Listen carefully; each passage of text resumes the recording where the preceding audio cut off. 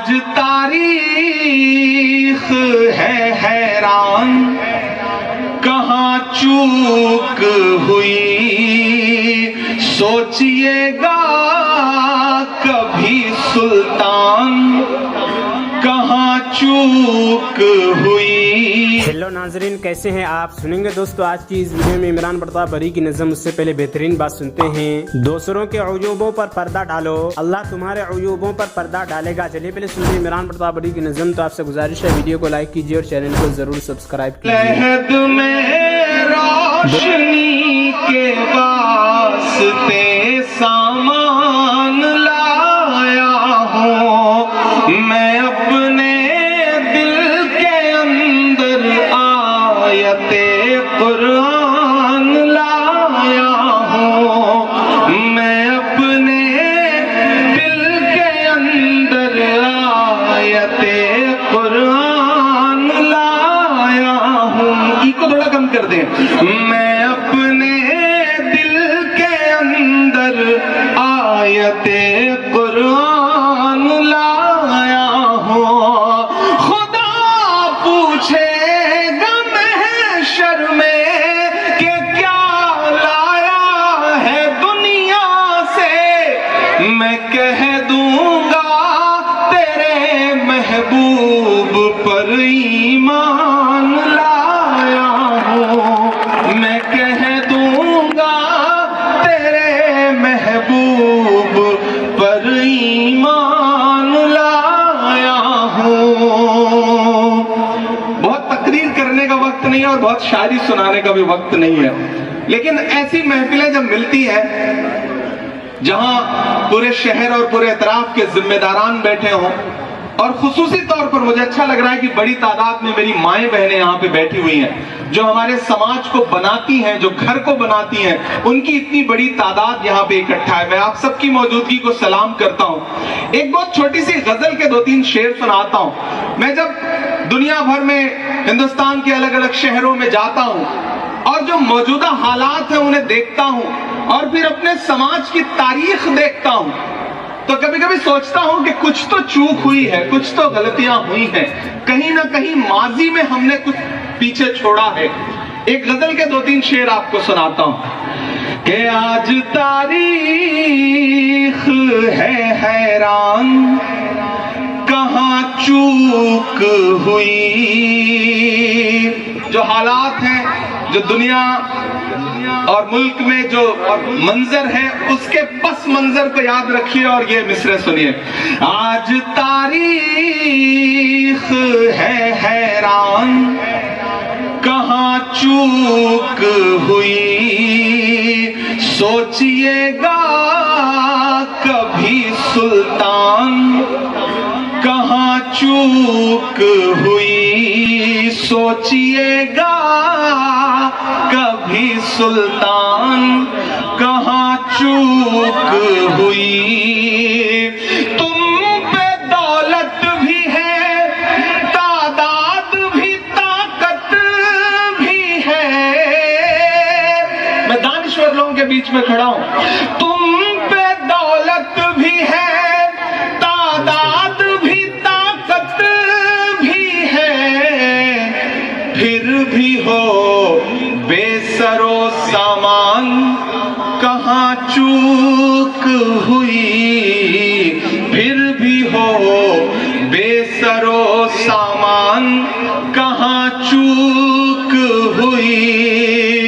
حل ہوا کرتے تھے دنیا کے مسائل جن سے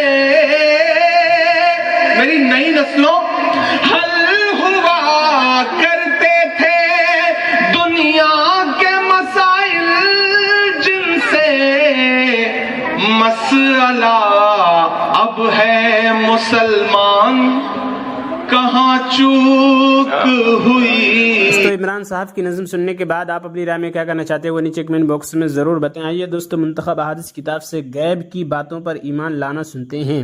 حضرت ابو ذر رضی اللہ عنہ رسول اللہ صلی اللہ علیہ وسلم سے روایت کرتے ہیں کہ آپ صلی اللہ علیہ وسلم نے ارشاد فرمایا، میں وہ چیزیں دیکھتا ہوں جو تم نہیں دیکھتے اور وہ باتیں سنتا ہوں جو تم نہیں سنتے.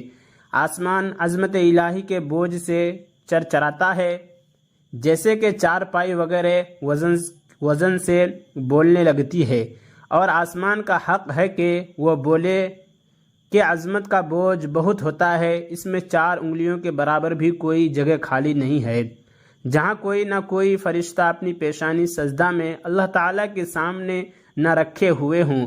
اللہ کی قسم اگر تم وہ باتیں جانتے جو میں جانتا ہوں تو کم ہنستے اور زیادہ روتے، اور بستروں پر اپنی بیویوں سے لطف اندوز نہ ہوتے، اور اللہ تعالیٰ سے فریاد کرتے ہوئے ویرانوں میں نکل جاتے، کاش میں ایک درخت ہوتا جو جڑ سے کاٹ دیا جاتا۔ حضرت ابو ہریرہ رضی اللہ عنہ روایت کرتے ہیں کہ نبی کریم صلی اللہ علیہ وسلم نے ارشاد فرمایا، اللہ تعالیٰ کا ارشاد ہے تم خرچ کرو میں تمہیں دوں گا۔ پھر رسول اللہ صلی اللہ علیہ وسلم نے ارشاد فرمایا، اللہ تعالیٰ کا ہاتھ یعنی اس کا خزانہ بھرا ہوا ہے، رات اور دن کا مسلسل خرچ اس خزانے کو کم نہیں کرتا۔ کیا تم نہیں دیکھتے کہ جب سے اللہ تعالیٰ نے آسمان و زمین کو پیدا کیا اور اس سے بھی پہلے جب کہ ان کا عرش پانی پر تھا کتنا خرچ کیا ہے، اس کے باوجود اس کے خزانے میں کچھ کمی نہیں ہوتی۔ تقدیر کے اچھے برے فیصلوں کا ترازو انہی کے ہاتھ میں ہے۔ حضرت ابو ہریرہ رضی اللہ عنہ رسول اللہ نبی کریم صلی اللہ علیہ وسلم سے روایت کرتے ہیں کہ آپ صلی اللہ علیہ وسلم نے ارشاد فرمایا، اللہ تعالیٰ قیامت کے دن زمین کو اپنے قبضہ میں لے لیں گے اور آسمانوں کو اپنے دائیں ہاتھ میں لپیٹیں گے، پھر فرمائیں گے کہ میں ہی بادشاہ ہوں، کہاں ہے زمین کے بادشاہ۔ حضرت عبداللہ بن مسعود رضی اللہ عنہ روایت کرتے ہیں کہ رسول اللہ صلی اللہ علیہ وسلم نے ارشاد فرمایا، انسان کے دل میں ایک خیال تو شیطان کی طرف سے آتا ہے اور ایک خیال فرشتے کی طرف سے آتا ہے۔ شیطان کی طرف سے آنے والا خیال یہ ہوتا ہے کہ وہ برائی پر اور حق کو جھٹلانے پر ابھارتا ہے، فرشتے کی طرف سے آنے والا خیال یہ ہوتا ہے کہ وہ نیکی اور حق کی تصدیق پر ابھارتا ہے۔ لہٰذا جو شخص اپنے اندر نیکی اور حق کی تصدیق کا خیال پائے اس کو سمجھنا چاہیے کہ یہ اللہ تعالیٰ کی طرف سے ہدایت ہے اور اس پر اس کو شکر کرنا چاہیے، اور جو شخص اپنے اندر دوسری کیفیت شیطانی خیال پائے تو اس کو چاہیے کہ شیطان مردود سے اللہ تعالیٰ کی پناہ مانگے۔ پھر رسول اللہ صلی اللہ علیہ وسلم نے قرآن کریم کی آیت تلاوت فرمائی جس کا ترجمہ یہ ہے کہ شیطان تمہیں فقر سے ڈراتا ہے اور گناہوں کے لیے اکساتا ہے۔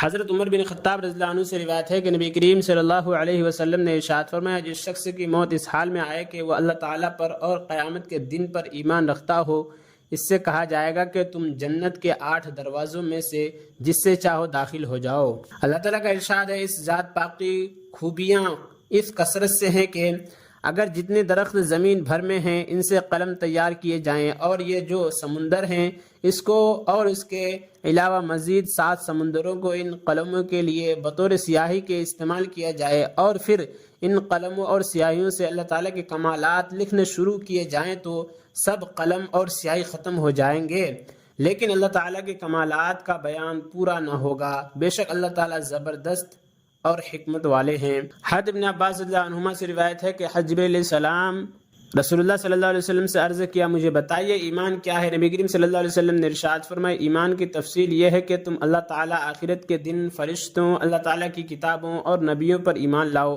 مرنے اور مرنے کے بعد دوبارہ زندہ ہونے پر ایمان لاؤ، جنت، دوزخ، حساب اور اعمال کے ترازو پر ایمان لاؤ، اچھی اور بری تقدیر پر ایمان لاؤ۔ جبریل علیہ السلام نے عرض کیا، جب میں ان تمام باتوں پر ایمان لے آیا تو کیا میں ایمان والا ہو گیا؟ آپ صلی اللہ علیہ وسلم نے ارشاد فرمایا، جب تم ان چیزوں پر ایمان لے آؤ تو تم ایمان والے بن گئے۔ اور عمران پرتاپ گڑھی سے جڑی خبروں اور نظموں کے لیے ہمارے اس چینل کو ضرور سبسکرائب کریں۔ ملتے ہیں کسی اور ویڈیو میں ایسے ہی نئی نظم اور نئی خبروں کے ساتھ، تو جب تک کے لیے دیجیے مجھے اجازت اور رکھیے اپنا خیال۔ آپ دیکھ رہے تھے سنہرے لفظ اور میں آپ کے ساتھ محمد ثاقب۔ السلام علیکم ورحمۃ اللہ وبرکاتہ۔